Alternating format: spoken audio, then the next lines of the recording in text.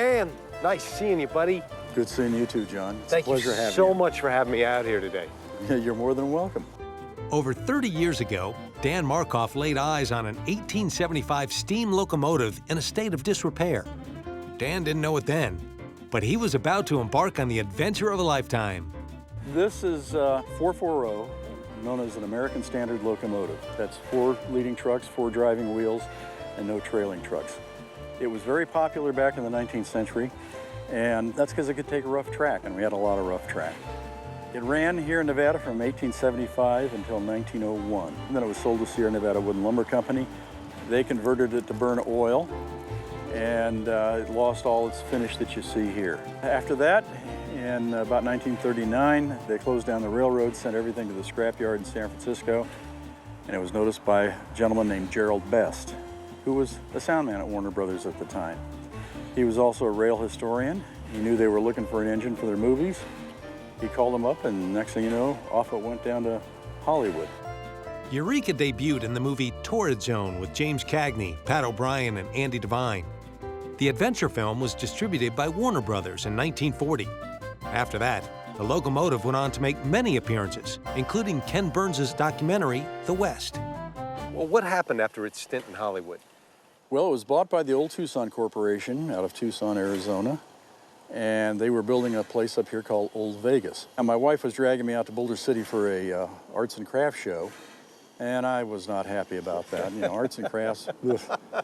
So on the way out, I said, let's stop in at Old Vegas and get a margarita.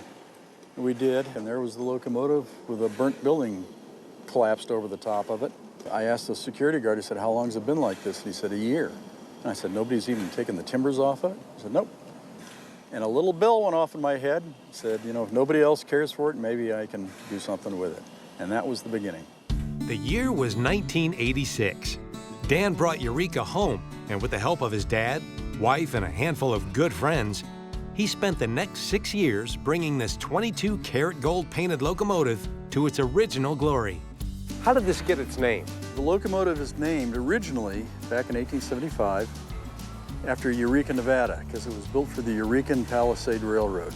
Eureka is in north-central Nevada, and Palisade is 90 miles north on the Transcontinental Railroad, and it's about 30 miles west of Elko.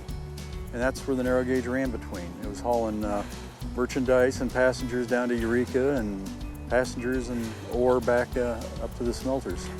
Located right off Highway 50, Eureka was once an important stop on the Transcontinental Railroad. To this day, its historic opera house stands tall in a nod to the boom years.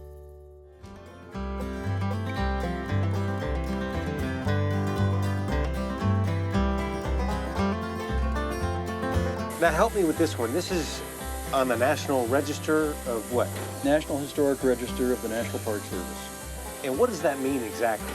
Well, it's been recognized by the state and the National Park Service as having played a significant part of the building of the American West. Oh. Well, in the East, they got their monuments and stuff. But as far as the West is concerned, this is an engine that still goes out and does what it did.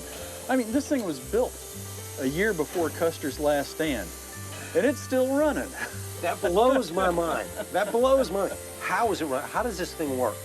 Well, of course, you understand the water's in the boiler. The firebox down here, where the fire is. And how hot do you need to get it? Well, it's got to be above boiling, so it's above 212. It's probably 350 degrees. What happens?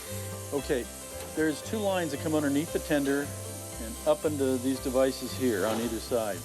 Those are called injectors. They work off Bernoulli's law, which is, you create a low pressure area and velocity, and it will suck the water up from underneath and shoot it in those copper lines down the side of the boiler and into the boiler.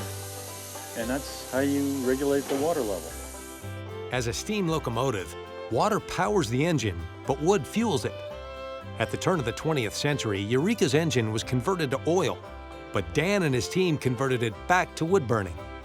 The water tank holds up to 1,200 gallons of water, so it takes a bit of time and physical labor to get this machine to move.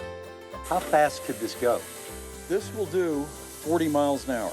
It was advertised to do 40 miles an hour. And now you got to understand, the rail that they used back then was half the size of what we're sitting on right now. It was 35-pound rail. This is 65-pound rail. The locomotive is beautifully balanced. So it would do faster than 40 miles an hour. The limiting factor is the tender, because that 1,200 gallons of water back there is not baffled. So you get a side sway going and it starts sloshing one side to the other. And when you have wood pile high, it's literally thrown it over the side. Does this have a bell or a whistle or anything? Bill's right there. This one here? Before I do that, I want to thank you very much for this time. It's been my pleasure, John. It's been an honor. Really appreciate it.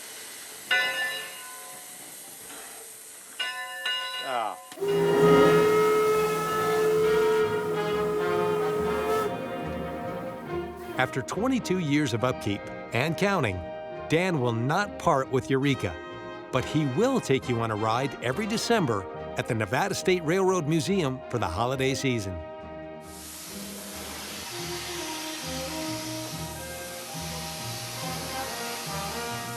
What if you could experience your passion and preserve history at the same time? Dan's living proof you can do both.